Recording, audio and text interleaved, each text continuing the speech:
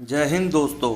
ये जो फोटो आप अपनी स्क्रीन के ऊपर देख रहे हैं, ये है एक महान व्यक्ति जो शहीद होकर आज भी देश की सेवा में अपनी ड्यूटी निभा रहे हैं। जी हाँ दोस्तों, ये है हमारे महावीर चक्र विजेता राइफलमैन जसवंत सिंह रावत। तो हेलो दोस्तों, कैसे हो आप सब? आई होप आप लोग स्वस्थ होंगे, ठीक होंगे। मैं कमल आज फिर आपके लिए एक सच्ची कहानी लेकर आया हूँ। आज हम बात करने वाले हैं राइफलमैन जसवंत सिंह रावत जी के बारे में, जिन्होंने 72 घंटे तक अकेले चीनी सैनिकों का मुकाबला किया। तो आइए शुरू करते हैं। जसवंत सिंह रावत का जन्म 19 अगस्त 1941 को उत्तराखंड के पौड़ी गढ़वाल जिले में हुआ था। आपको बता दूं, जिस समय सेना में भर्ती हुए तो उस समय उनकी उम्र महज 17 साल थी, जिस कारण उनको सेना में भर्ती होने से रोक दिया गया। पर जब उनकी उम्र 18 वर्ष हुई तो वो सेना में भर्ती हो गए। तो दोस्तों, हुआ कुछ ऐसा था कि चीन ने 17 नवंबर 1962 को अरुणाचल प्रदेश पर कब्जा करने के लिए चौथा व आखिरी हमला किया। जिस समय चीन ने अरुणाचल प्रदेश पर हमला किया तो उस समय अरुणाचल की सीमा पर भारतीय सेना की तैनाती नहीं थी, जिसका फ़ायदा उठाकर चीन ने वहां हमला कर दिया और भारी तबाही मचाई। उन्होंने वहां महात्मा बुद्ध की जो मूर्ति थी वो उसके हाथ काटकर अपने साथ ले गए और वहां पर महिलाओं के साथ भी यौन शोषण हुआ। चीनी सेना को रोकने के लिए वहां गढ़वाल राइफल की 4 बटालियन को भेजा गया। जसवंत सिंह रावत इसी बटालियन के सिपाही थे, पर सेना के पास चीनी सैनिकों को ढंग से जवाब देने के लिए अच्छे हथियार नहीं थे और गोला बारूद भी बस ना के बराबर ही था, जिस कारण सरकार ने पूरी बटालियन को वापस बुला लिया। लेकिन गढ़वाल राइफल के 3 जवान राइफलमैन जसवंत सिंह रावत, लांस नाइक त्रिलोक सिंह नेगी और राइफलमैन गोपाल सिंह गोसाई वापस नहीं लौटे। चीनी सैनिकों से लड़ाई में राइफलमैन जसवंत सिंह रावत के सभी साथी वीरगति को प्राप्त हो गए। अकेले जसवंत सिंह रावत ही चीनी सैनिकों से लड़ रहे थे। उन्होंने अकेले 72 घंटे तक दुश्मन का सामना किया। वो अलग अलग मोर्चों से दुश्मन पर हमला कर रहे थे। जसवंत सिंह रावत ने अलग अलग जगह पर राइफल को तैनात किया हुआ था, जिसकी वजह से वो चीनी सेना को 3 दिन तक रोके रखने में कामयाब रहे।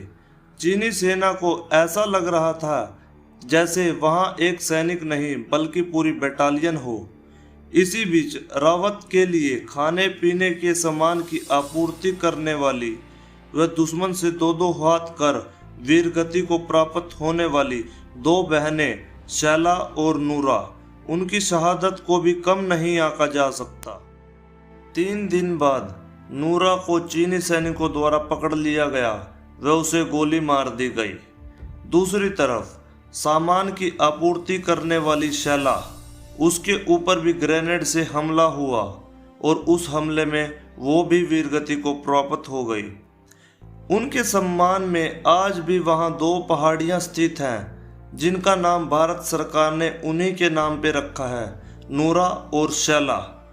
जसवंत सिंह रावत भी लड़ते लड़ते घायल हो गए और वो बहुत थक भी चुके थे, क्योंकि ना उनके पास पीने के लिए पानी था और न खाने के लिए कुछ सामान। तो उन्होंने 17 नवंबर 1962 को खुद को गोली मार ली। चीनी सैनिकों को जब यह पता चला कि वो 3 दिन से एक ही सैनिक से लड़ रहे हैं, तो उनके कमांडिंग ऑफिसर को इतना गुस्सा आया कि वो जसवंत सिंह रावत का सर काटकर अपने साथ ले गए। जब 20 नवंबर 1962 को युद्ध विराम की घोषणा हुई तो चीनी सरकार ने जसवंत सिंह रावत की बहादुरी देखते हुए पूरे मान सम्मान से उनका सर लौटा दिया तथा उनके सम्मान में एक कांसे की बनी मूर्ति को भी भेंट किया। तो ये था उनकी बहादुरी का किस्सा। आज भी बताते हैं कि यदि कोई भी सैनिक रात को ड्यूटी पर सोता है तो उसको थप्पड़ लगता है और कान में आवाज आती है, मुस्तैदी से अपनी ड्यूटी करो, देश की सुरक्षा तुम्हारे हाथों में है। आज भी उनकी ड्रेस रोज प्रेस होती है, उनके जूतों को भी पॉलिश किया जाता है। आज राइफलमैन जसवंत सिंह रावत कैप्टन के पद पर हैं। आज भी उनकी पूरी सैलरी उनके घर वालों को दी जाती है। तो दोस्तों, देखा आपने कैसे जसवंत सिंह रावत शहीद होने के बाद भी 59 सालों से भारत की सीमाओं की रक्षा कर रहे हैं। आपको ये सच्ची कहानी कैसी लगी मुझे कमेंट करके ज़रूर बताएं। अगर आप इंडियन आर्मी में इंटरेस्ट रखते हैं और उनके बारे में और जानना चाहते हैं तो मेरे चैनल मिलिट्री वॉरियर्स को ज़रूर सब्सक्राइब करें। मैं हर हफ्ते आपके लिए एक सच्ची कहानी लेकर आता रहूँगा। तब तक के लिए जय हिंद, जय भारत।